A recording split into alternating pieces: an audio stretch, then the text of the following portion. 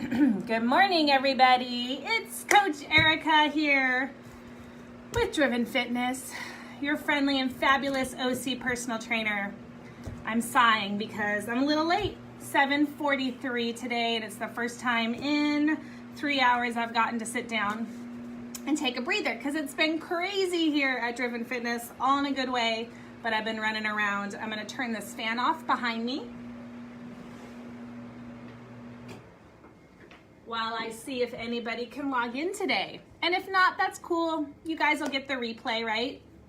So today we're gonna talk about how to stay motivated with your exercise and fitness routines over the summer. And while I wait to see if anyone can log on today, I'm gonna talk about two things. I'm eating my second breakfast, overnight oats. Overnight oats, it looks gross, huh? It's really good though. Has anybody ever tried this? So during the summer, I just hate eating hot stuff, right? During the summer, you want to eat cooling things to cool your body down. And so overnight oats is one of my favorites. It's super easy. Generally, I'm sure there's recipes out there that tell you to measure. I don't measure. I just throw a whole bunch of stuff into my mason jar. If you take a mason jar, I put a third of a cup of oats in here.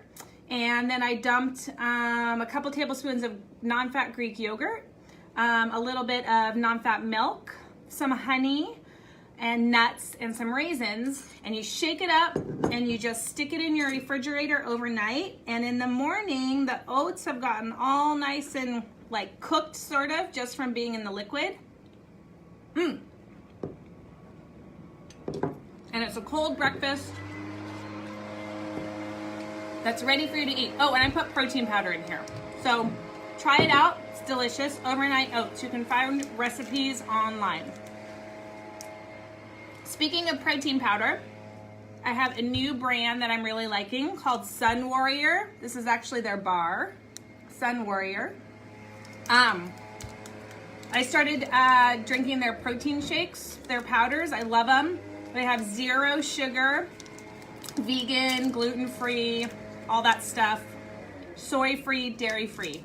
And I have samples of their shakes, so if you're looking for a new shake and you're local to me in Orange County, then let me know and I can give you a sample, okay? I have chocolate and vanilla. Their bars are really good too.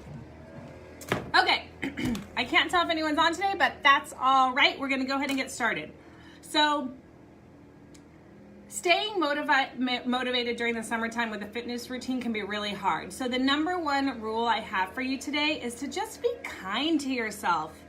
Be kind, people, right? So just be nice. Just realize that summertime is tough. Kids are out of school. You got vacations going on. It's hot. Like everyone's routine is out of sorts.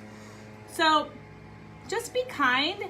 And if you miss a workout or miss a 2 workout, hey, Janet, if you miss a workout or 2 because it's summertime, just forgive yourself. Be nice. Don't beat yourself up and just start new the next day. Hey, Cassandra. I just barely started. I was talking about my breakfast, so you didn't miss that much. So number one rule during the summertime is just be kind to yourself and cut yourself some slack, okay? And remember that 80% of your fitness, weight loss, success is your nutrition, right? 80%, some say up to 80%. So if you can be good about your nutrition and eating good, healthy, cooling things, lots of salads, overnight oats, things that are healthy, then if you're missing your workouts, it's not such a big deal. If you're partying it up and drinking a ton and eating a lot of crappy food and you're missing your workouts, well, then that might be a problem, right? So number 1, be nice to yourself. Number 2, nutrition.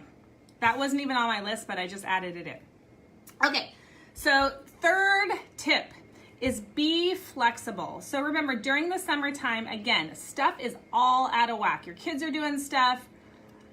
Husband, wife might be doing stuff that's different off the routine. So be flexible. That means you might need to be flexible with your times. A lot of us get into extremely rigid exercise routines or exercise habits. I feel like I'm gonna sneeze. Sorry guys, if I do, I apologize. And it works for us. But the problem is that when you are super rigid with your exercise routine 9 months out of the year, then when summer comes and all of a sudden you need to be flexible, you might have some trouble adjusting how you need to in order to be successful. So number 1, be flexible. If during the winter time you take the 9 a.m., cross training class here at Driven Fitness, and in the summer that's not working for you, you might need to move to 6 a.m. or move to 6 p.m. or one day or the other move around. And just remember that, yes, it might not be the ideal situation, but if you are still trying to reach goals throughout the summertime, you might have to do things that aren't ideal, right? So just open up your mind, and number one, be flexible with times. It's hot outside. If you usually are a runner at a certain time of day, maybe 9 o'clock, 10 o'clock, whatever, maybe you're gonna have to get up super early or wait till sunset, which, by the way, dawn and sunset are beautiful times to go running. It's gorgeous out. Is it ideal? No, but again, in order to stay on track with your goals, you might have to do some things that aren't ideal in order to be successful. Someone else just popped on. Tori, hey Tori. Okay, so number one is be flexible with your times.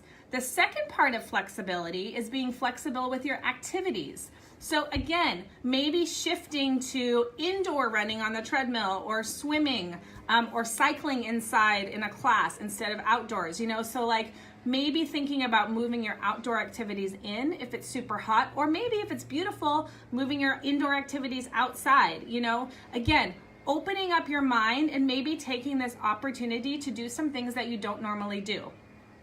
Number one, it's good for your mind. It's good to have the variety in your life that creates that, sense of fun and adventure that keeps things new. So changing up activities or times can help you do that. Number two, being flexible with your activities is good for your body. It's not good for your body to do the same thing over and over and over again for years and years. So the summer gives a great chance for you to mix it up. The other way I like people to be flexible with their activities, and maybe someone can give me a thumbs up if they've already done this, is try to think outside of the box about what fitness means. Like, summertime is a great time to get your kids out to try paddleboarding or kayaking or walking on the beach or running in the sand, playing volleyball, going for a bike ride on the beach. Has anyone done these kind of unusual things that aren't your typical fitness activities for the summer? If you have, give me a thumbs up, or maybe list what you've done. It's a great way to, again, move your body in a new way, move muscles and work muscles you don't usually use, and just have fun and family time at the same time. So being flexible with your time, being flexible with your activities, and then the third one is get your family involved. Like, if your kids are out of school, like, what can you do that might seem fun for them? I don't know if they're teenagers, maybe nothing's fun for them if they have to hang out with you, right? Some of you are going through that time right now. What can you make them do that they won't complain about too much, right? That's active. So try to get the family indoors. Maybe do a soccer game or a dodgeball game or a kickball game. Again, getting out to the water and the beach. All that stuff is exercise. And that leads me to the last point, which is that, again, shifting your focus from fitness as fitness to living a healthy and active lifestyle.